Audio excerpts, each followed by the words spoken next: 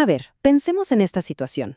Una persona tiene una enfermedad crónica, una de esas que avanzan con el tiempo y que eventualmente le impiden trabajar. Lo lógico sería que reciba una pensión de invalidez, ¿no?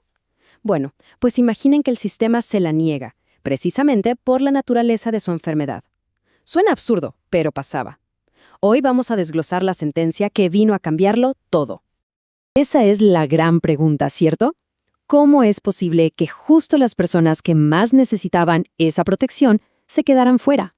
Pues, por un tecnicismo legal, un detalle que creaba una situación totalmente injusta y que, por mucho tiempo, pareció no tener solución. Bueno, vamos a meternos de lleno en este lío. Para muchísimos afiliados con enfermedades degenerativas, congénitas o crónicas, pedir la pensión de invalidez era como entrar a un laberinto sin salida, una verdadera carrera imposible de ganar. Y no hablamos de casos aislados. Estamos hablando de condiciones como la esclerosis múltiple, el Parkinson y muchísimas otras patologías que avanzan lentamente. O sea, justo las personas que sabían que en algún momento iban a perder su capacidad para trabajar eran las que se encontraban con la puerta en la cara. Lo más frustrante de todo es que el rechazo no era porque no estuvieran enfermos, para nada. El problema era algo mucho más burocrático, casi invisible, una fecha. Sí, una simple fecha en un papel era el obstáculo técnico que lo complicaba absolutamente todo. Para poner a todos en la misma página, la pensión de invalidez es, en esencia, un derecho para quien pierde el 50% o más de su capacidad para trabajar. Es una red de seguridad económica. El problema es que esta red tenía un agujero enorme por donde se colaba un grupo muy específico de personas.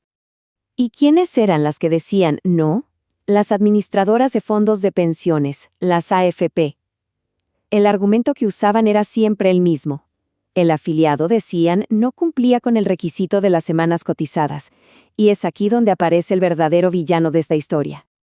Quédense con este concepto, fecha de estructuración, o FE. En teoría, suena bien.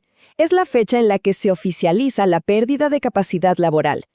Pero, en la práctica, para las enfermedades crónicas, se estaba tomando como fecha el día del diagnóstico inicial, a veces años o hasta décadas atrás.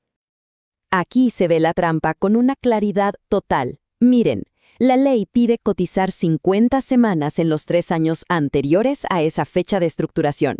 Pero si esa fecha es el día en que te diagnosticaron hace 10 años, cuando todavía podías trabajar perfectamente, es imposible cumplir. Para cuando la enfermedad avanza y de verdad necesitas la pensión, el plazo para cumplir ese requisito ya se venció hace muchísimo tiempo.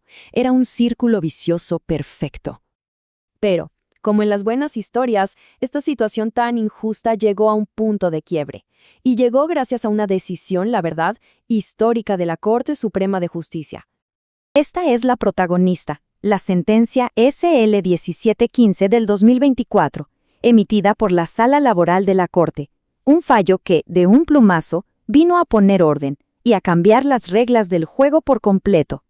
Y lo que dice la Corte es de una lógica aplastante. Básicamente dijeron, a ver, un momento, no tiene ningún sentido contar las semanas desde una fecha de estructuración de hace años, que lo único que indica es cuándo empezó la enfermedad. Va en contra de todo el espíritu de la ley.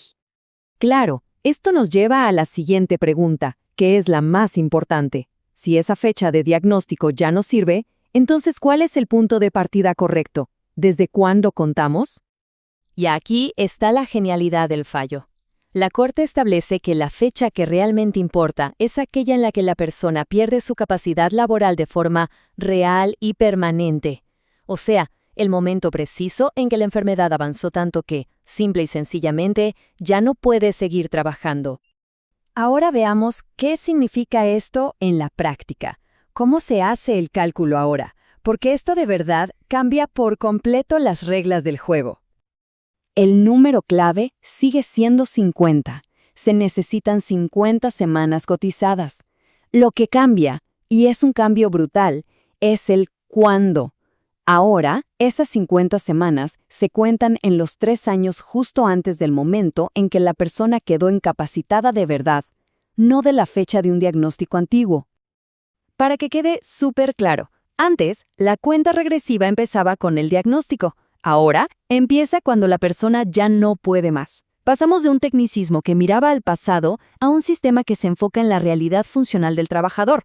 Es, en pocas palabras, darle prioridad a la realidad sobre el papel. Y los beneficios son inmediatos y gigantes. Primero, y más obvio, le da a la gente una oportunidad real de cumplir el requisito. Segundo, reconoce el momento en que la ayuda se necesita de verdad. Y tercero, y quizá lo más importante, le abre la puerta a miles de personas con enfermedades crónicas que antes estaban simple y llanamente abandonadas por el sistema. Y que nadie piense que esto es solo una teoría legal.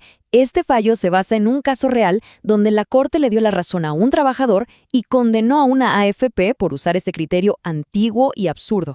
Así que esto sienta un precedente potentísimo que se tiene que cumplir sí o sí. Ya para ir cerrando, el mensaje de la Corte no puede ser más claro y contundente.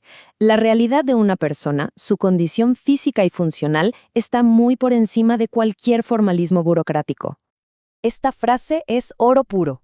Resume toda la filosofía de la sentencia. Lo que importa no es la fecha que pone un papel, sino la capacidad real, biológica, funcional que tiene una persona para poder ganarse la vida. Así de simple. Y este es el llamado a la acción.